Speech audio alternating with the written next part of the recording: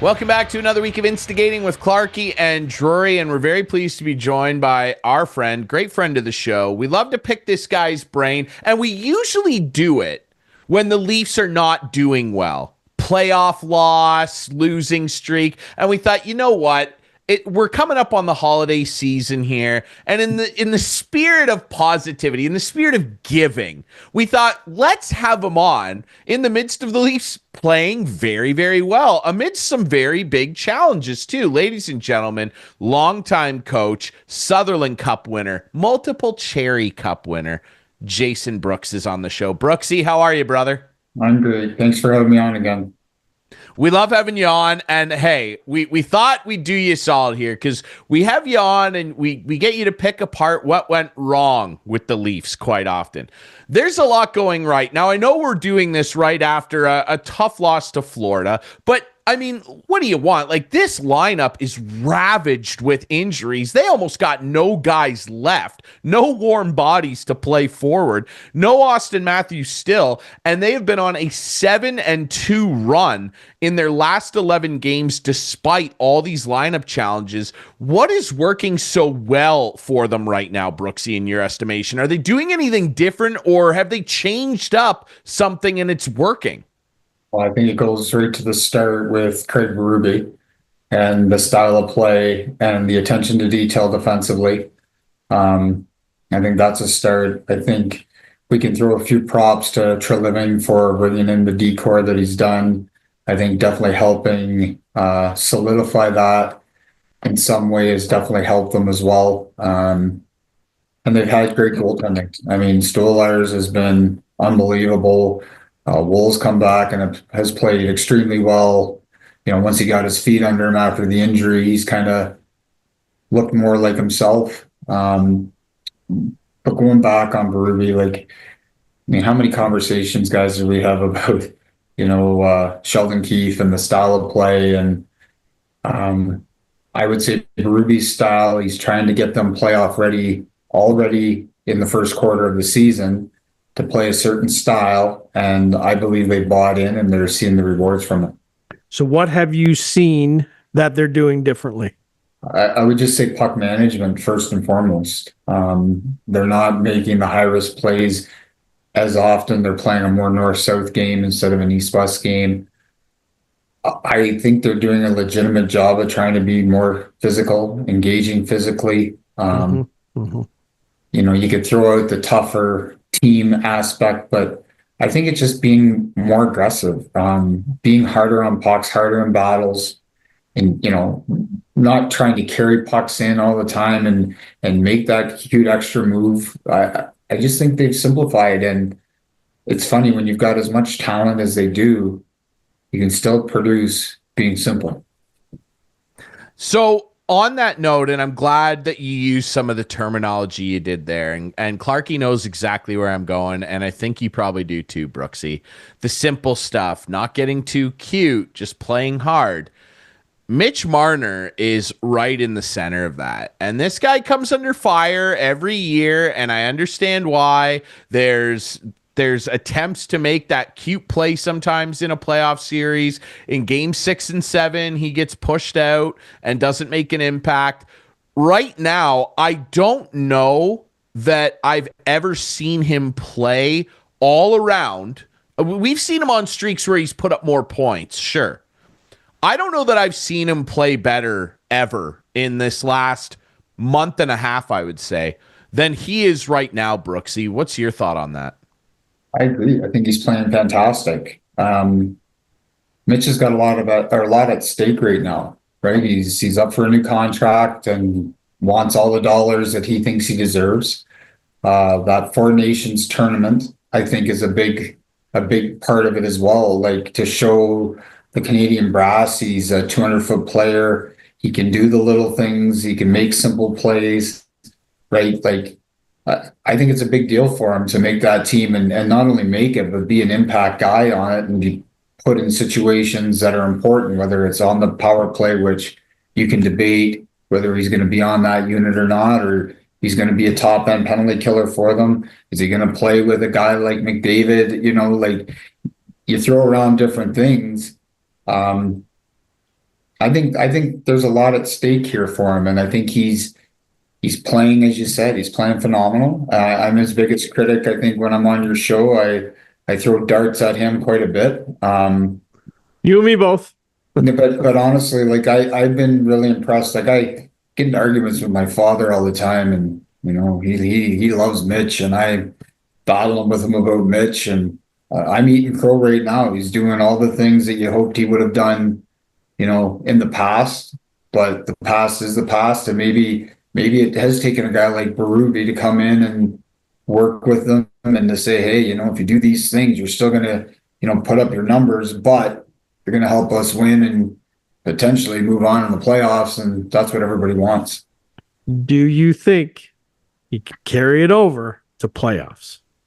That's to be determined. I mean, yeah. Yeah. I mean, you're seeing him play differently.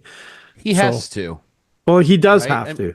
I mean, he has to, and that's what I was going to ask you, Clarkey, on the wraparound of that. Yeah. Like, how nervous are you guys that this is just because it's a contract year, and that we're going to see a game 5, 6, maybe 7 in the first or second round against a Tampa, Florida, geez, right now maybe even a Buffalo, and he's going to disappear and not be able to do anything impactful on the score sheet, and the Leafs are going to lose 2-1.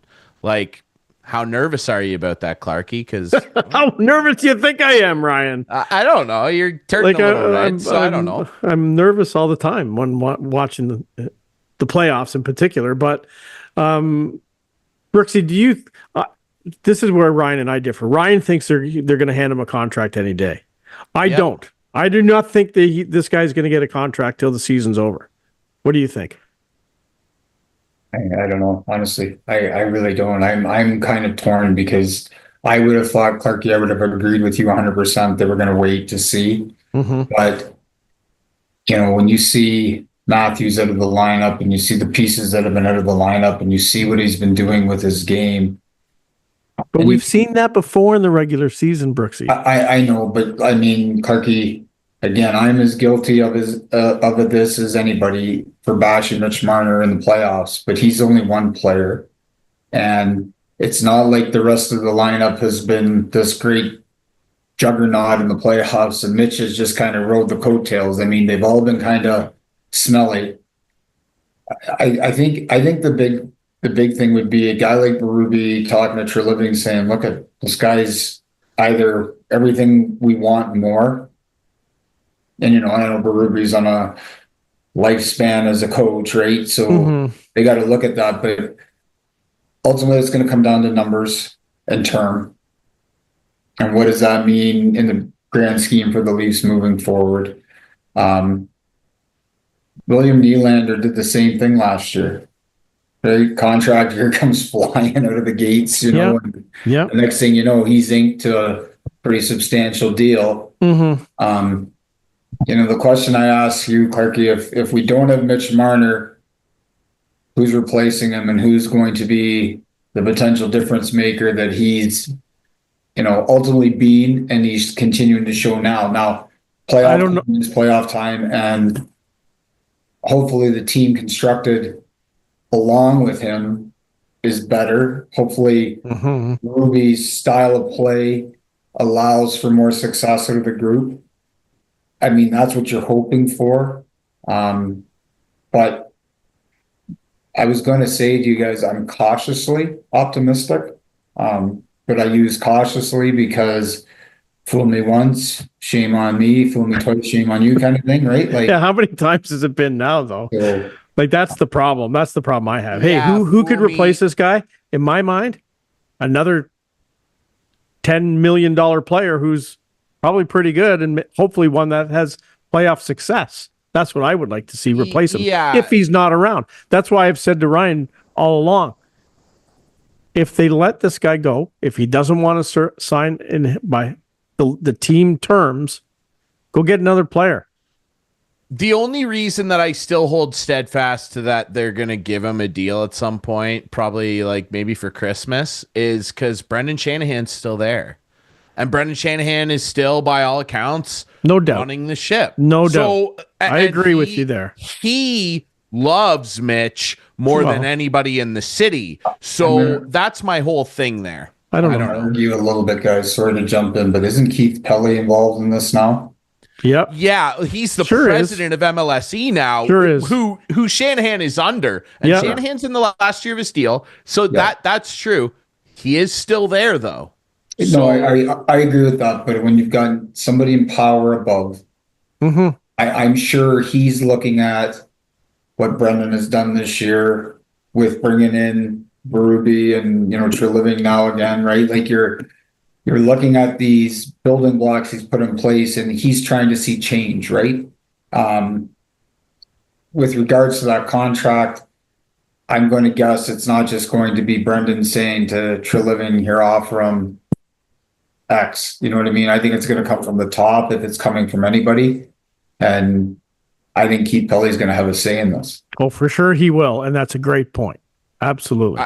I think so too. And to jump off this and also quick sidebar, like we brought up William Nylander, like let's give him his flowers. Like he's been really good, especially during this stretch where he's been playing with like Nick Robertson and Pontus Holmberg or whatever. Like no, you're absolutely right. Goals. Him and Mitch are driving their lines. They are doing it, but that whole thing with the Leaf thing is, like you said, Clarkey, they're playing unbelievable. It looks so good. It's November. So that's the whole thing. But the rest of the lineup, I'm glad you brought that up when we were talking about Mitch, Brooksy, because let's touch on that. And I have a feeling we're gonna have a discussion about this later too. But this decor, like what an improvement here, and particularly this shutdown pair, like Oliver Ekman-Larsson, he's been unreal, 1,000-game player, he's a stud, but this shutdown pair of McCabe and Tanev.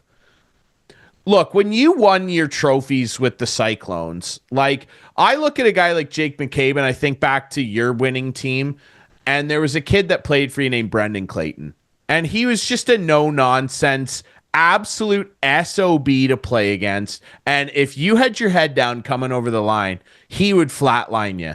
Jake McCabe is kind of the Brendan Clayton, shout out to Clates, I know you watch, of the Toronto Maple Leafs. Like, what do you think of this pair? Because, like, when you look at everything, the eye test, the old school measures, the statistics, the advanced analytics, this pair is unbelievable right now, Brooksy.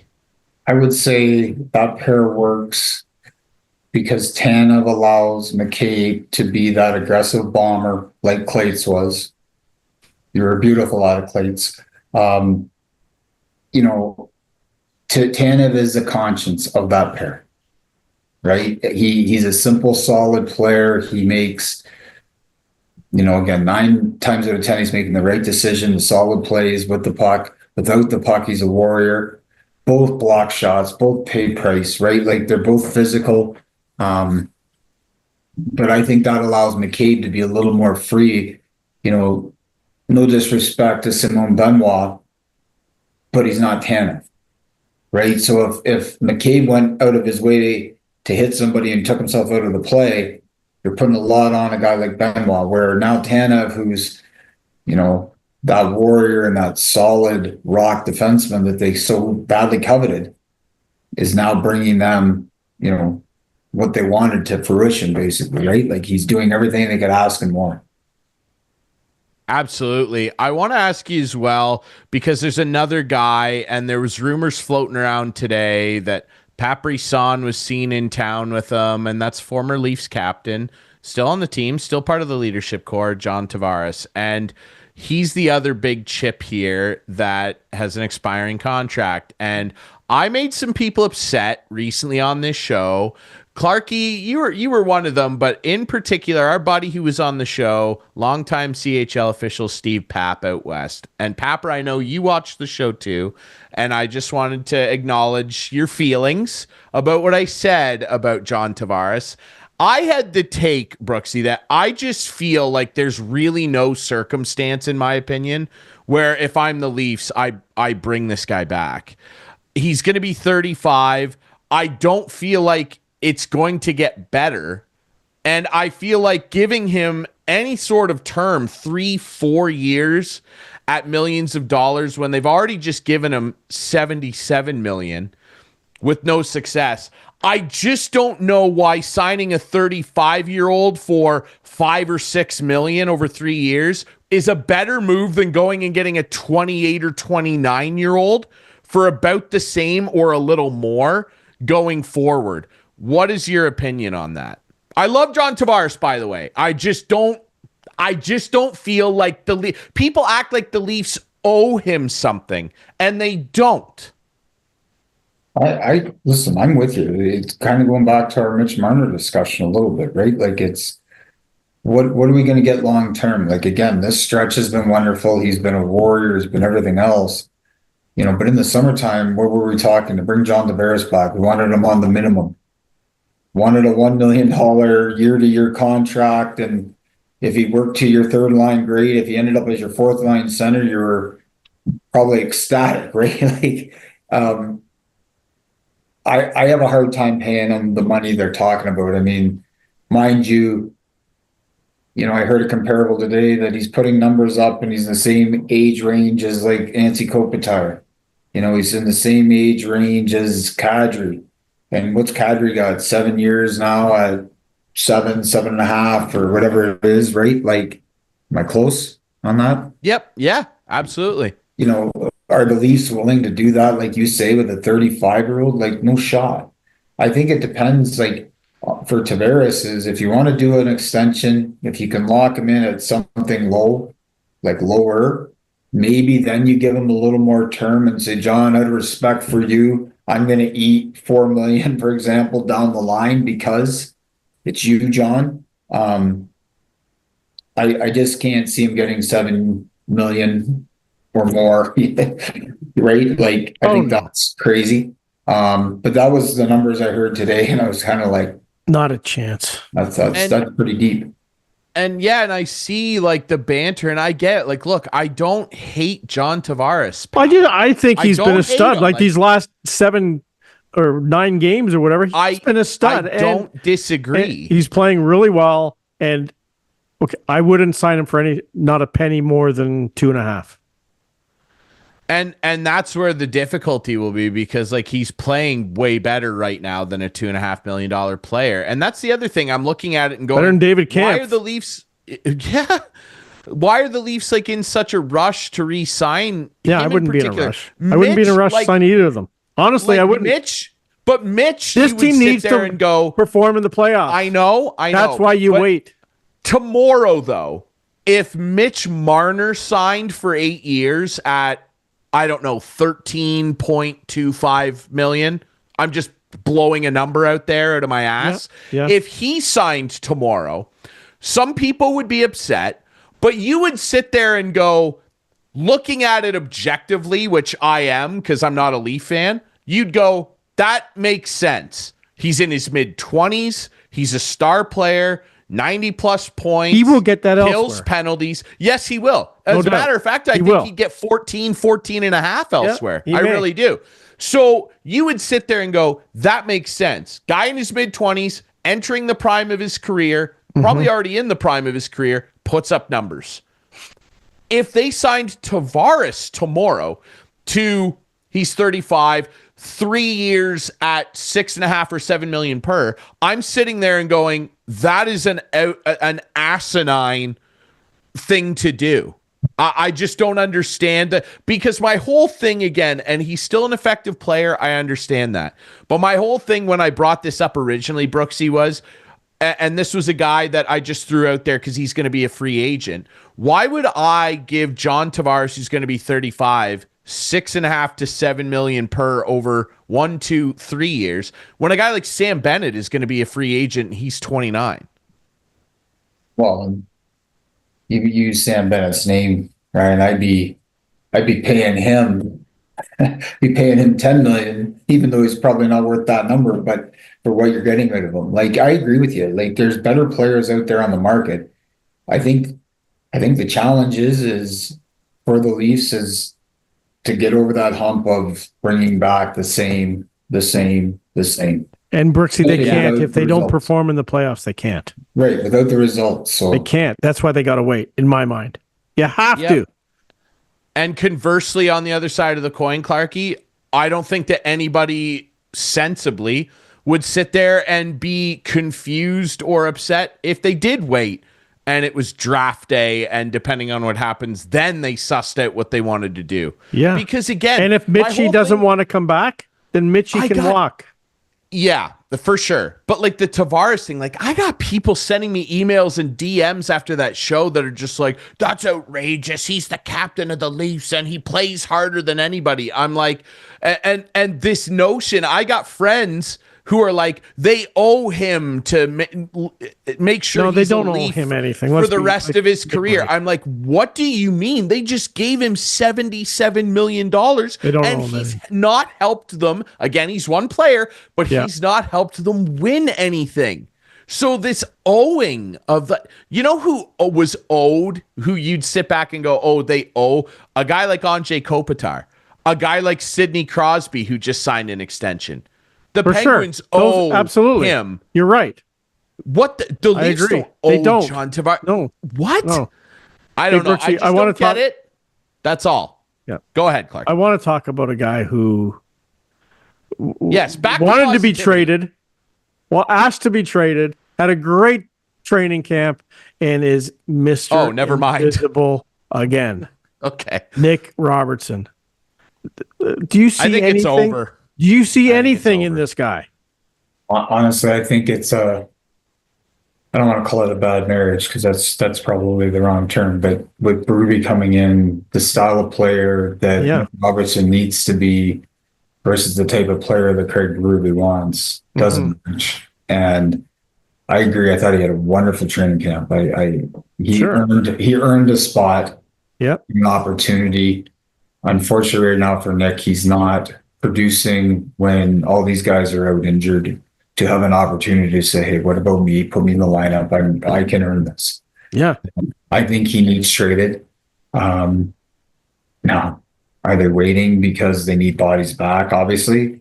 Well, they might be waiting because no one wants them either. I don't know. Well, but you probably now, like if the Leafs are going to make a deal, which who knows what's going to happen, he might be a throw-in on a salary cap kind of play to just make it work. Yeah. Right? Because I know it's early, but this Gurbenkin guy looks pretty good. Okay. He does. Just a second. Paycheck. That's right. He's got a great sense of humor. He does, but he's playing hard. That's what I'll say for him. The effort is unbelievable. His skating, they gotta do some work with that. But given that, like if you put your best Leaf roster together when healthy, you don't necessarily need a Gurbenkin in the lineup either, right? Yeah, I don't think he's on for sure. If everyone, but if you're going to make a move to add a piece, so. I could throw that back at you. I know it's your show, guys, but I'm going to throw it back at you and say, what piece do you add if you're the Toronto Maple Leafs? Like, what is their biggest need as a team?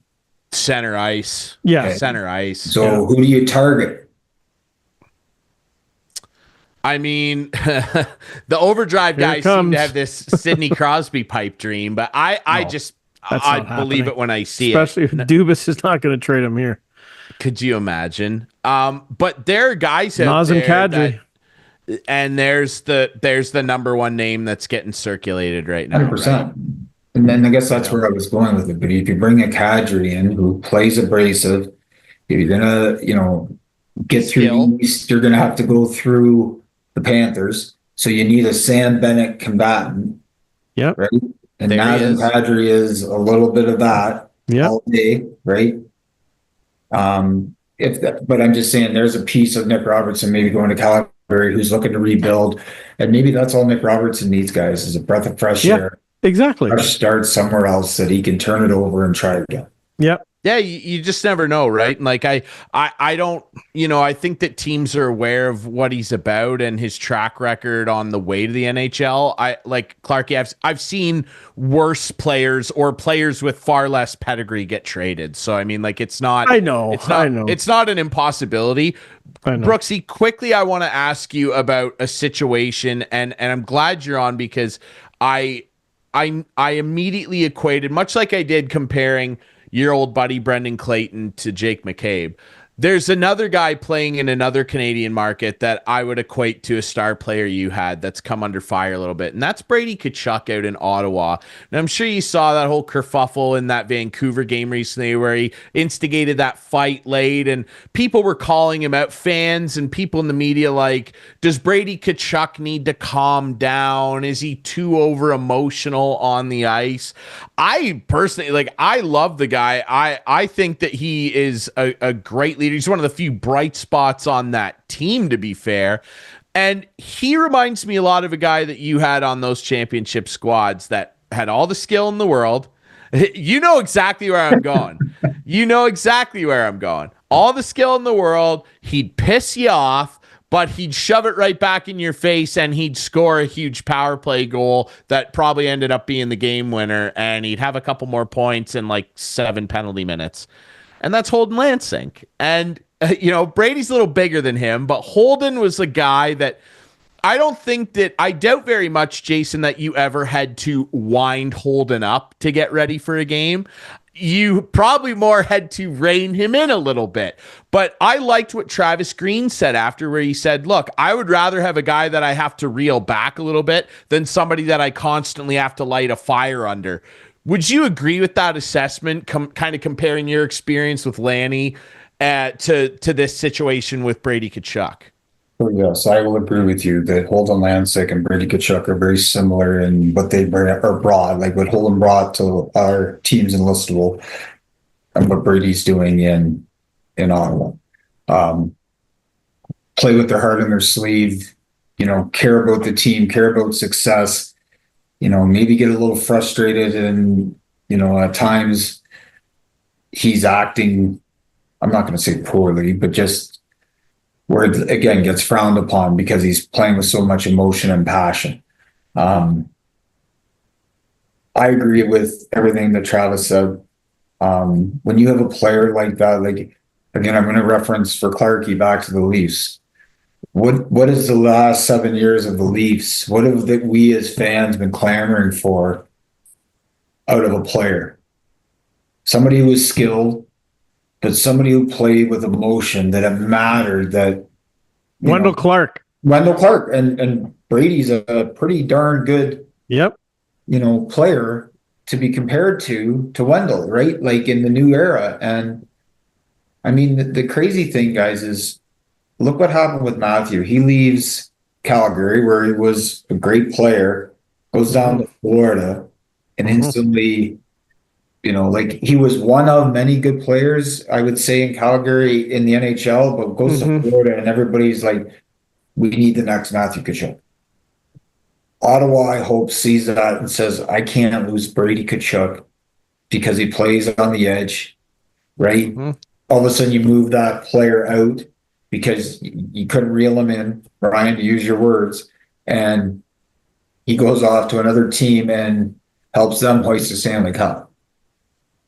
Yeah, I agree. He would be the least of my, I just like really took umbrage with it, like these people in Ottawa. And I understand that the fan base has a lot to be upset about, trying to see if that team will get their act together. But he would be he wouldn't even be on my list of things to worry about. I was really confused by that mostly media driven narrative, and that's why we pick your brain, Brooksy, because you've been in there. But that's another reason why would Calgary trade Nazem Kadri right now? They're playing well.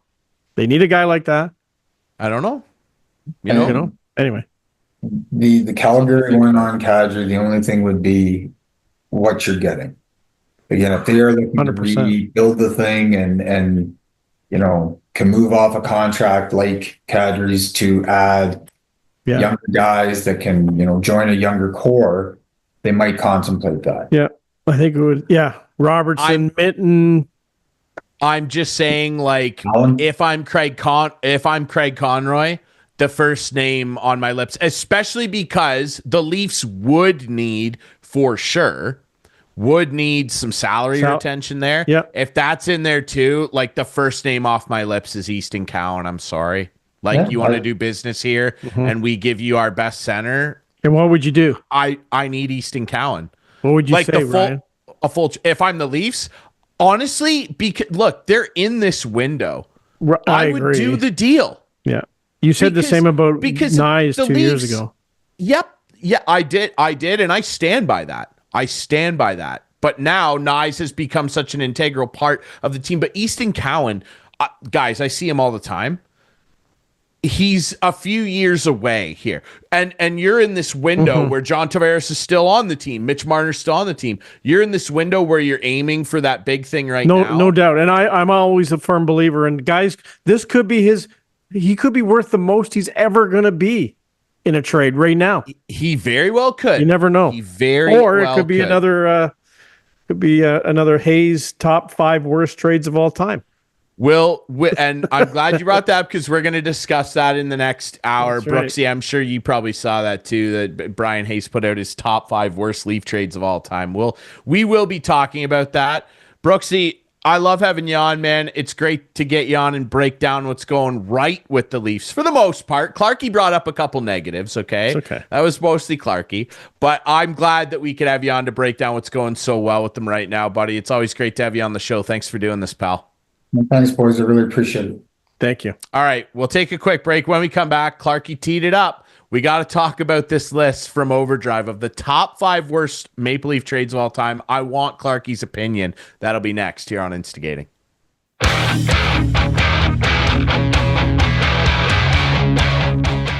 Welcome back to Instigating with Clarkey and Drury. Still lots to talk about, okay? And lots There's in always Leafland, okay? Lots to talk about. There's lots to talk about, Clarkey, but listen, one thing that I really want to talk about, because I need your opinion on it. Okay. And I'm curious if you have a difference of opinion with some of these. Now, look, we're both big, and I'm sure many of our viewers and listeners are also. Like, what do you mean big? We're big Overdrive fans. Oh, okay. We love Overdrive. Yeah, hold on. I lost some weight there. What do you mean? It's a family show. All right. Now listen. I don't know where I was going. You never know with you. I don't know. You're an unpredictable guy, okay?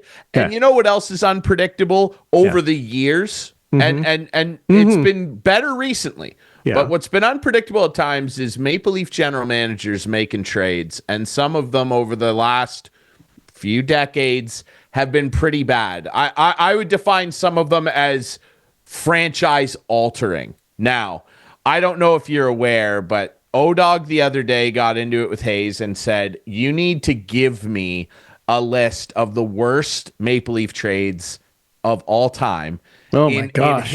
In his opinion. Okay. Producer Adam, you have it. You have the graphic from Overdrive. I would like you to put it up and show Clarkey here. And we're going to go bottom. Can I guess? Top. Okay, I don't know. Oh, okay. Can I guess of a couple anyway? Yeah. Like a couple. I'll tell you if they're on there. There's 5. He made a top 5. Okay. So these are bad. Or they good and bad? Worst trades ever. Worst trades ever. Just the worst ones. Yes. Well, Cordic for Courtnall has to be on there. Cordic for Courtnall is not in Hayes' top 5. Okay, fine.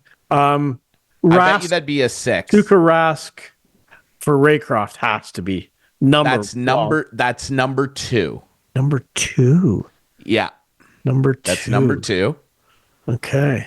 All right, let's look at the list. You stopped me. Oh, you want to just see the list? Well, yeah. You don't no more guesses? I'm just trying to think. Like, they traded some they traded some draft picks for nobodies that turned out to be Scott Stevens, like that kind of thing. Well, no. So I know the trade you're referencing. Yeah. And that's number 1. Yeah. Put up. Yeah. And because you basically pointed out number 1, it's actually Scott Niedermayer. Scott Niedermayer. Sorry, yes. That was Jerry McNamara, I'm pretty sure. So here we go. There is your top 5. Curvers. I remember I was at the Gardens that day. I was there that day. I've heard you tell this story. Yes. What year was that? Do we have the date of that? So that trade was in 1990, I believe. I remember.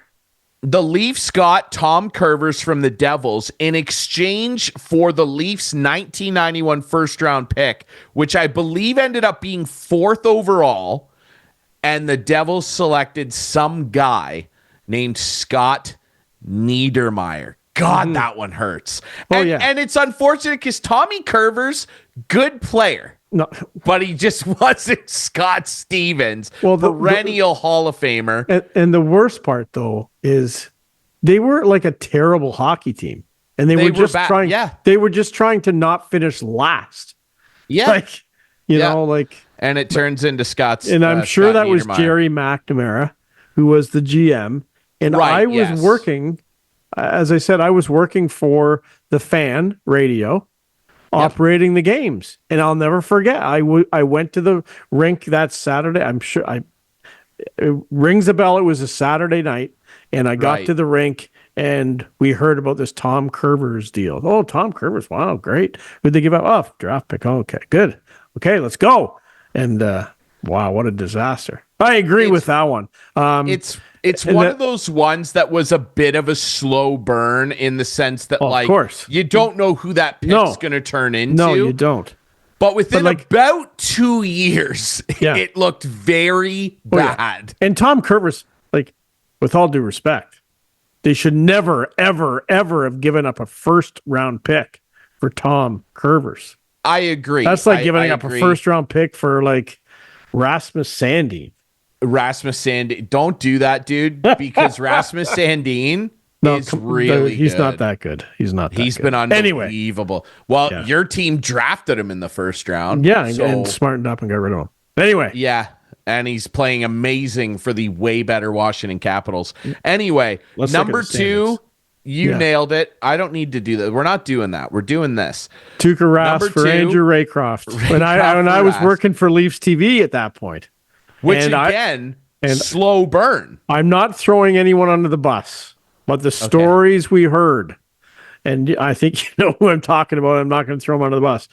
They went to this individual who we've had on this show. He's a friend of the show. He's been on at least twice. They went to this individual and said he was the goalie coach, and they said, and I don't know if this is true. Maybe we should ask him one day. They said to him, "Okay, Boston is going to trade Raycroft, coming off the Calder Trophy. Yes. They want one of our guys, Rask or Pogge. Which one should we trade? Which one should we hold on to? Pogge. Hold on to Pogge. Big goalie. It's going to be a star." Whoops. Yeah. Again, a slow burn. I don't know if it's true or not, Ryan. I don't know. It's a great story. And we'll confer. Yeah. But that one, again, a slow burn because Rask was a little more unknown because back then scouting and certainly video that was available to fans was not what it is now. So people just kind of thought, oh, this Rask guy, we've heard he's pretty good, but we're getting Andrew Raycroft and we have Justin Pogge, who was a stud at the World Juniors. Right. Amazing. Our goalie depth looks unbelievable. And Andrew Raycroft, to his credit, as I said, he just came off the Calder Trophy. Yeah. He comes in and does he still have the franchise record for most wins in a season, or did Freddie Anderson? Freddie might have. Yeah. Did Freddie Anderson pass him? Maybe. We should confer. Producer Adam, look that up. Who has the record? Leafs record for most wins in a regular season in a single season? Because Raycroft did hold it for a very long time and may he still. Did. But that doesn't mean 37. That would just means the team was good. No, yeah, for sure. Well, the team wasn't good, though. That's just wait a minute. That year, I think didn't they make the conference final that first year they had him? No. This trade happened after the lockout. We're talking like the 05-06 Leafs. Oh, okay.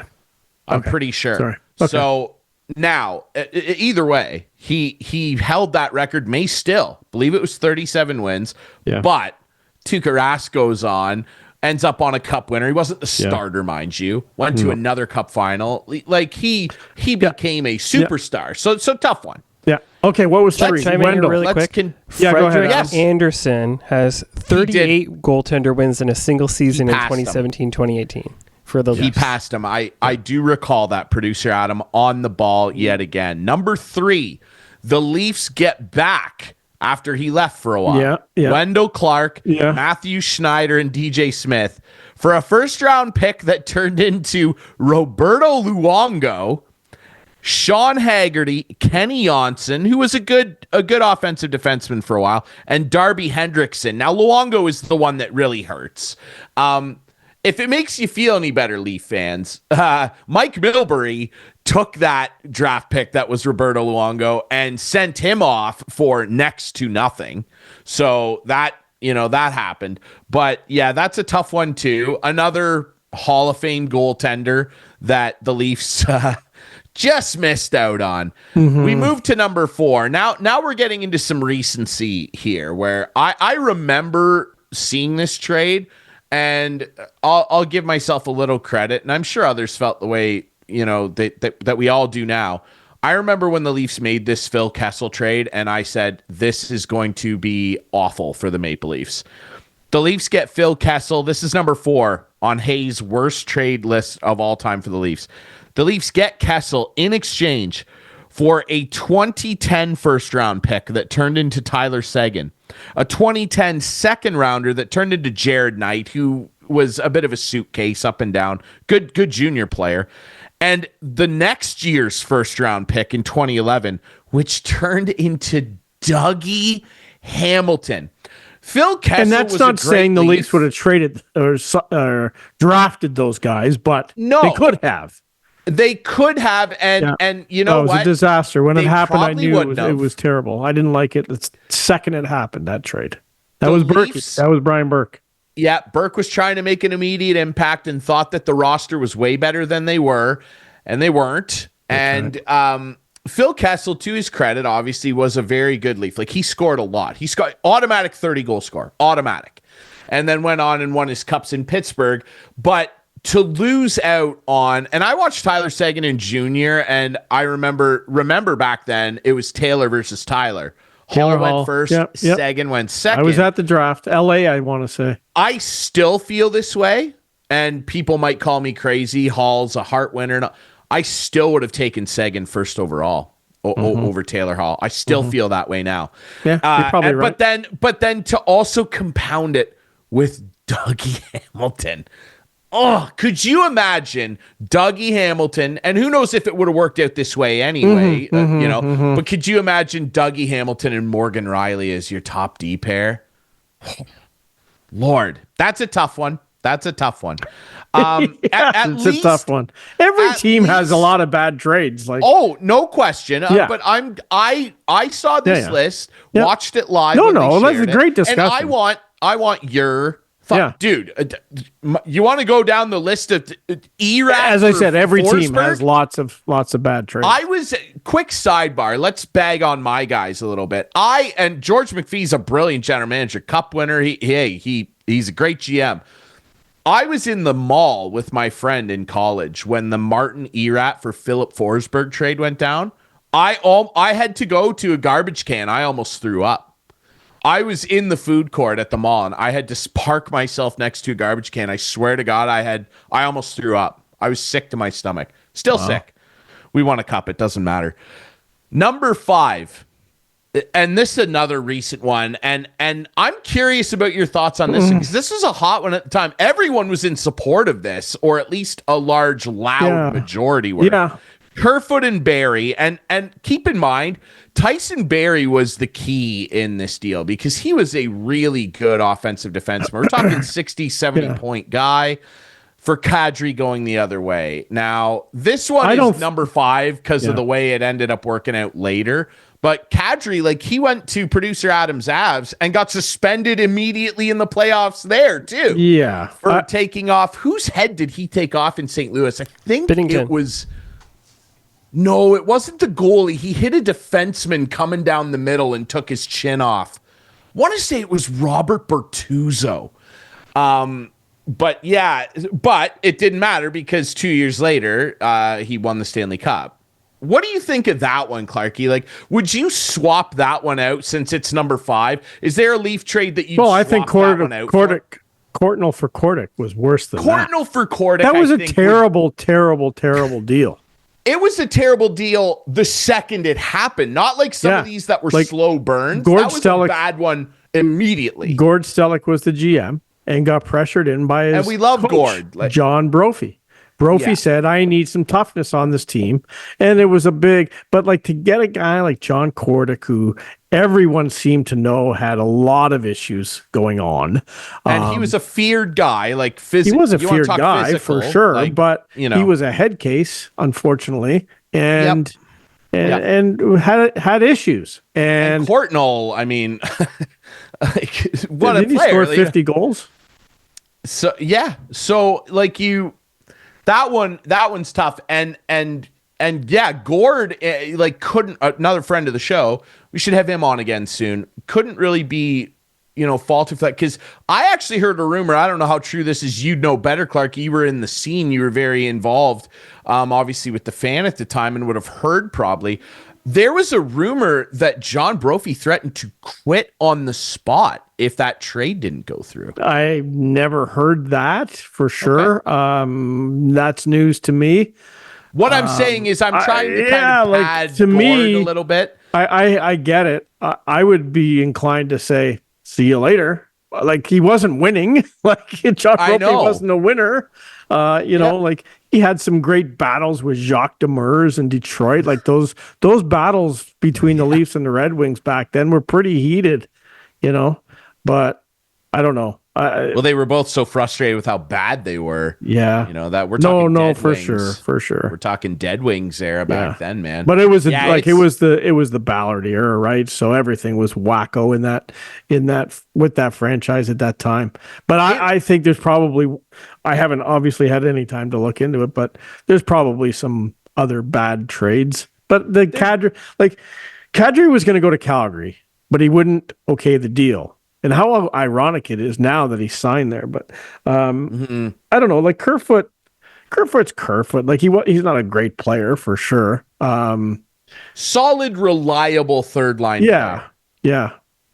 And that's what kill he penalty. was. Yeah, exactly. And then he was no better. He was no worse. And they wanted TJ Brody. Like TJ Brody was the guy they wanted. And then it turned out they got Brody anyway when Tyson Barrie, I think they let him walk, right? They let Barrie. They did let him walk. Yeah, I'm pretty sure. Yeah. Yeah. So injured and never really got his feet back under him.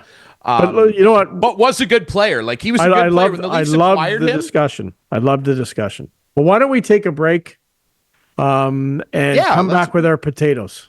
100%. We'll take a quick break. We'll come back. As Clarkey said, he needs to catch his breath after going over that painful list. I'm sorry I did that to you, but I genuinely wanted your thoughts on it. All right. No, it's fun. It's always fun talking Leafs. Absolutely. We'll take a quick break. When we come back, Couch Potatoes of the Week next.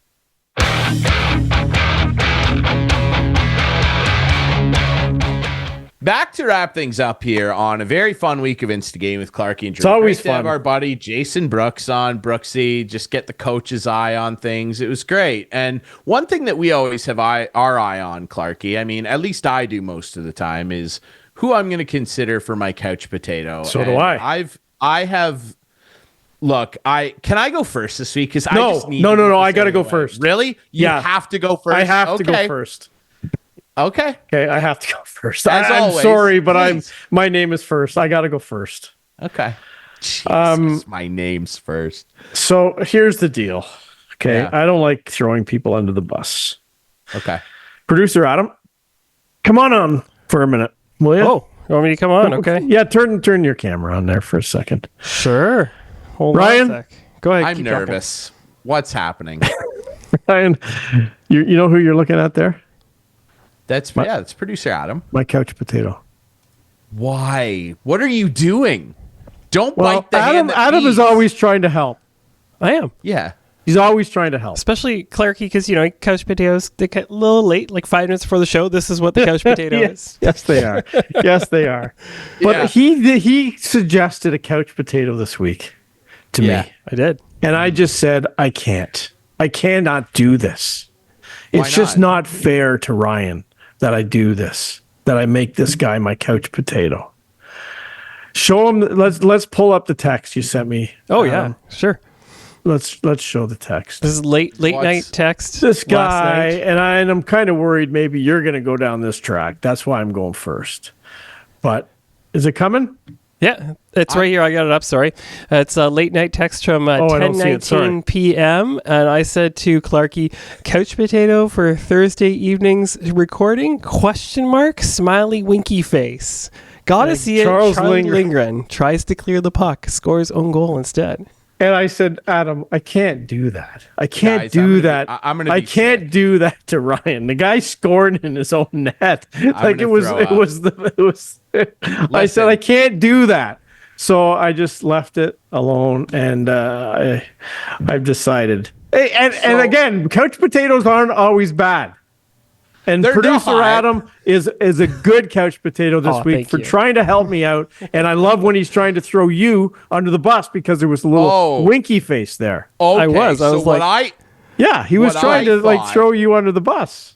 What I thought was happening here, where your logic was, and pardon me for thinking we were friends, was that you were making producer Adam a bad couch potato for trying to incite my negative emotions about what occurred with my friend Chuck Lindgren. Listen. Anyway, Adam, you're a good potato. Oh, thank you. This makes me even more sick to my stomach because Charlie Lindgren is my couch. Oh, no. And listen, hold on. Because I'm going to surprise you now. You think that this couch potato is going a certain way. Oh, I know it's going to be definitely a positive spin. You won't do anything negative about your caps. I know Maybe you know me a little better than I think you do then. Maybe we are friends. Because listen, I know that you know that I know that you were picturing my face when that puck went in. Yeah. And you could see visually in your mind. I wish I was watching the game. I wasn't watching the game. Dude, I swear to God, I looked at Kate and I was like, you might need to call a heavy equipment operator to get a crane in here to pick my jaw up off the floor. And I believe it. Because producer Adam, roll the clip. It's if you haven't seen this clip. Oh, this my goodness. Is Charlie Lindgren. Oh, God. It's an incredible clip. You would show this to somebody and you'd have to explain to them. He had to not know where he was. I think the worst part is most goalie goals like this, it's like a bad bounce or a puck came off the corner and on an a guy angle. Takes it. Yeah. Yes. A guy takes it from them. Exactly. The Vesatoskala goal back in the day. And look at Kucherov. Kucherov celebrating like he just got a hat trick. Watch him bottom left. Watch him. I'll tell you what, he is celebrating a hat trick because that goal was Braden Point's hat trick goal. Oh my gosh. He was really a hat trick. Clarkey, I had no idea. I didn't either. Charlie Lindgren loses his net completely and he's trying to spin and rim the puck away from the oncoming forecheck, and it just could not go worse. It's the worst own goal in sports history. I'm dead serious. Oh, this will be a clip for the ages. This will live forever. No doubt. Which is unfortunate, but it will. Vesatoskala. For sure. Oh, yeah. One, it's right up there with at least Toskalas was a shot that bounced bad. My buddy Rob Davison, assistant coach of the Guelph Storm. I see him all the time, and I always bring that up to him. There you go. Look, what I'm going to say though, because this is very bad, and I was hurting for my buddy Chuck, because without him, to be perfectly honest, the Caps don't get into the playoffs last year. They had the worst goal differential I think of all time of a playoff team. And he's the reason why. There you go. Now let me be a homer here. Yeah. Because I've crapped on my guy. Let me flip it around. Charlie Lindgren is my couch potato because he scored that blatant own goal in the worst fashion I've ever seen in pro sports. And most guys of lesser mental acumen, myself included, would fold up mentally like a lawn chair if that happened. But what did Charlie Lindgren do? Right after he did that, He made a big save on Nikita Kucherov. The Caps tied the game.